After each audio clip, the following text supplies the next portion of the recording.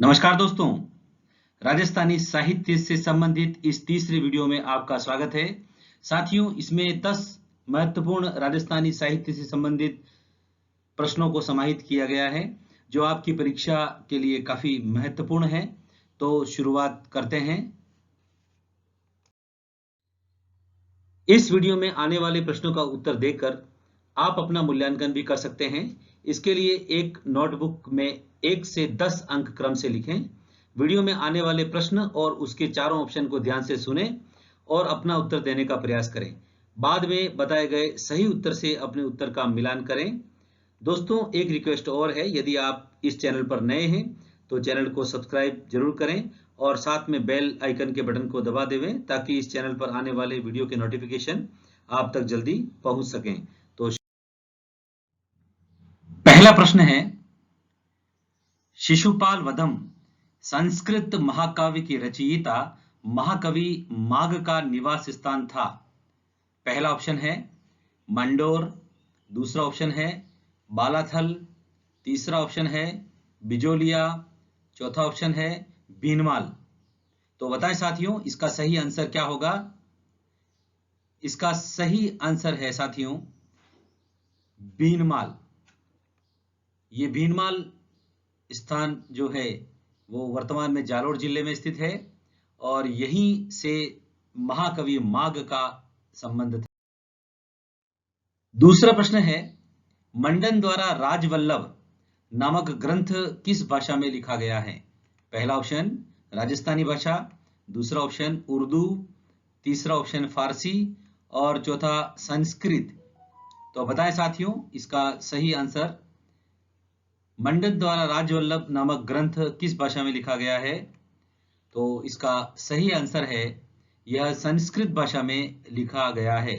मंडन महाराणा कुंभा के बहुत बड़े साहित्यकार थे और शिल्पकार थे। तीसरा प्रश्न है, निम्नलिखित में से किसके द्वारा मिंजर और जमीन रो धनी कुणी नामक पुस्तकों की रचना की गई है? पहला ऑप्शन कन्हैयालाल सेठिया, दूसरा ऑप्शन विजयदान देथा, तीसरा ऑप्शन मोहनोत नैणसी और चौथा ऑप्शन कोमल कोठारी। तो बताएं साथियों, इसका सही आंसर? इसका सही आंसर है कन्हैयालाल सेठिया। ये कन्हैयालाल सेठिया ही हैं जिन्होंने पाथल और पीथल की रचना भी की है। नेक्स्ट क्वेश्चन है, कर्मचंद्र वंशोत्कीर्तन काव्यम नामक ग्रंथ किसके द्वारा लिखा गया है? पहला ऑप्शन कान्ह व्यास, दूसरा ऑप्शन जय सोम, तीसरा जयानक भट्ट और चौथा सदाशिव। तो बताएं साथियों, इसका सही आंसर? इसका सही आंसर है जय सोम। जय सोम ने कर्मचंद्र वंशोत्कीर्तन काव्यम लिखा है। कान्ह व्यास ने एकलिंग महात्म्य लिखा है। इस एकलिंग महात्म्य ग्रंथ में मेवाड़ के गुहिल वंश के इतिहास की जानकारी मिलती है। साथियों, जयसोम बीकानेर के राठौड़ वंश के इतिहास के प्रमुख लेखक हैं। इस कर्मचंद्र वंशोत्कीर्तन काव्यम में बीकानेर के राठौड़ वंश के इतिहास की जानकारी मिलती है। जयानक भट्ट ने पृथ्वीराज विजय लिखा। इसमें अजमेर के चौहान वंश के इतिहास की जानकारी मिलती है। और सदाशिव ने राज विनोद व राज रत्नाकार नामक पुस्तकें लिखी और ये मेवाड़ के गुहिल वंश के इतिहास को बताती हैं। ये सभी पुस्तकें साथियों संस्कृत भाषा में लिखी गई हैं, इसलिए आप ध्यान रखें। कई परीक्षाओं में यह भी पूछा जाता है कि यह पुस्तक किस भाषा में लिखी गई है, तो आपको ध्यान रखना है संस्कृत भाषा में कर्मचंद्र वंशोत्कीर्तन काव्यम, एकलिंग महात्म्य और पृथ्वीराज विजय, राज विनोद व राज रत्नाकार, ये जो पुस्तकें हैं वो संस्कृत भाषा में हैं। पांचवा प्रश्न है, झंडा गीत के रचयिता कौन हैं? पहला ऑप्शन विजय सिंह पथिक, दूसरा ऑप्शन केसरी सिंह बाहरट, तीसरा ऑप्शन भंवरलाल प्रज्ञाचक्षु और चौथा ऑप्शन दलपत विजय। इसका सही आंसर क्या होगा?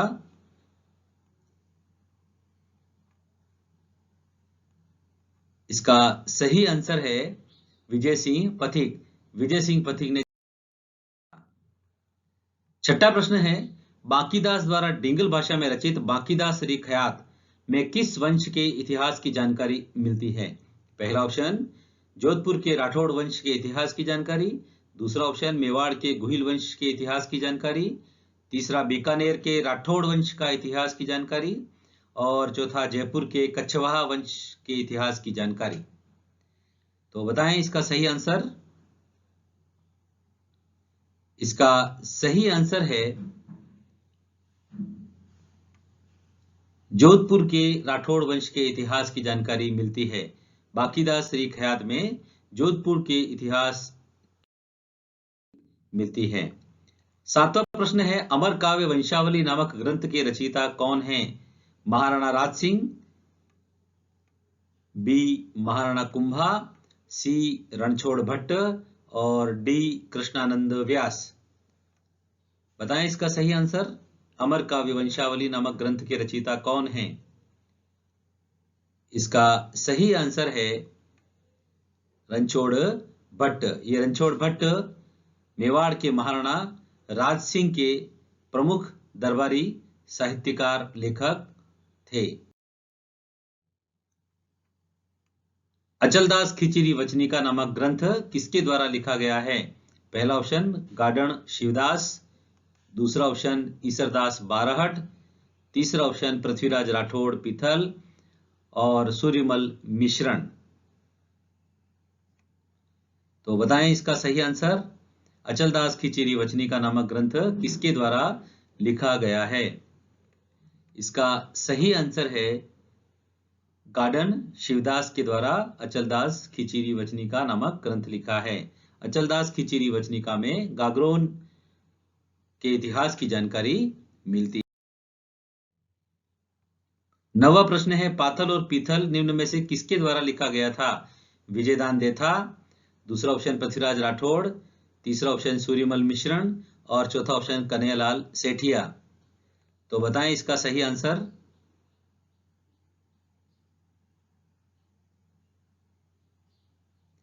इसका सही आंसर है कन्हैयालाल सेठिया।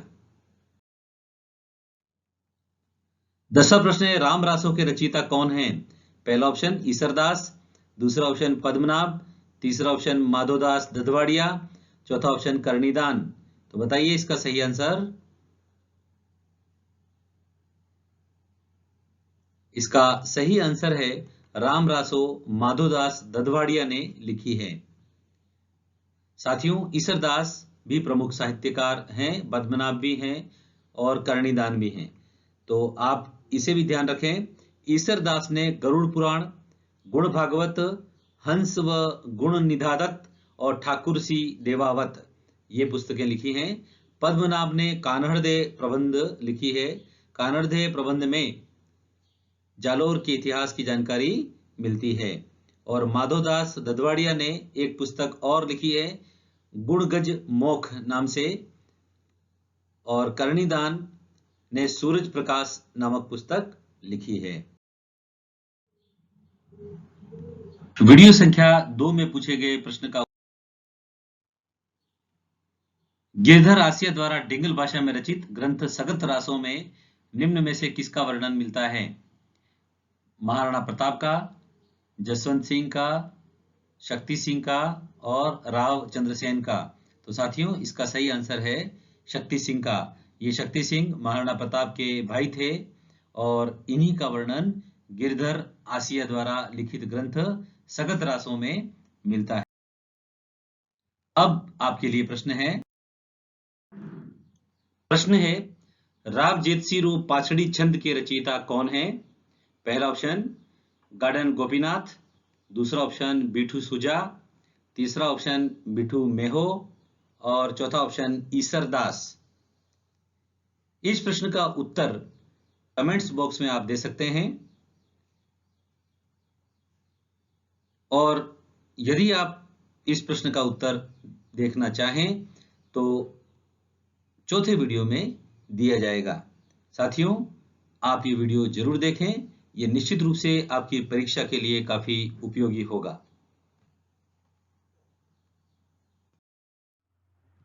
वीडियो को पूरा देखने के लिए आपको बहुत बहुत धन्यवाद साथियों। यदि आपको ये वीडियो अच्छा लगा हो तो लाइक जरूर करें, और यदि आप ऐसा महसूस करते हैं कि इस वीडियो का लाभ आपके साथियों को भी मिलना चाहिए तो इसे शेयर जरूर करें। एक बार और रिक्वेस्ट है, यदि आपने इस वीडियो चैनल को सब्सक्राइब नहीं किया है तो सब्सक्राइब जरूर करें, साथ में बेल आइकन का बटन दबा दें ताकि आपको नोटिफिकेशन जल्दी प्राप्त होते रहें। और यदि इस वीडियो का PDF आप डाउनलोड करना चाहते हैं तो डिस्क्रिप्शन में जाकर के दिए गए लिंक पर क्लिक करें और PDF प्राप्त करें। पुनः आपका बहुत बहुत धन्यवाद।